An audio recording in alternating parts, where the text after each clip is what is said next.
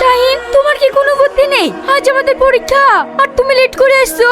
একটা রোগীকে হাসপাতালে রেখে আসতে গিয়ে দেরি হয়ে গেছে। আজ তোমার পরীক্ষা, তুমি অন্য টোটো ধরে চলে যেতে পারতে। তুমি তো জানো তোমার টোটো ছাড়া আমি অন্য কারো টোটো যাই না। চলো একটু তাড়াতাড়ি চলো। আরে সিসি, রেডটা কভার করতে পারলেনি। কভার করতে পারলেই তো আমাদের জিত। কি করে দেবে বল? ওর খেলার দিকে মন আছে নাকি? ওর মন তো পড়ে আছে প্রধানের মেয়ের দিকে। আরে স্যার, ও মুখেই বলে প্রধানের মেয়ে ওর হবু স্ত্রী। ও তো শুধু ঘুরে বেড়ায় ওই টোটোওয়ালার সাথে। তা ঘুরবে না? টোটোওয়ালার সঙ্গে ওর একদলা প্রেম, ওইদিকে দেখ। কি ব্যাপার, থামলে যে? কি হলো? ইস, চোখে মনে হয় পোকা পড়েছে, ভীষণ জ্বালা করছে। দেখি এইদিকে তাকাও। এবার আরাম লাগছে? হ্যাঁ, এইবার ঠিক আছে। সে তো থাকবেই, পোকাটাকে বের করেছে দেখতে হবে। কি রে, তাড়াতাড়ি চ, পরীক্ষা হয়ে গেলে যাবে নাকি? এত বড় স্পর্ধা! ইয়াসিন থাম।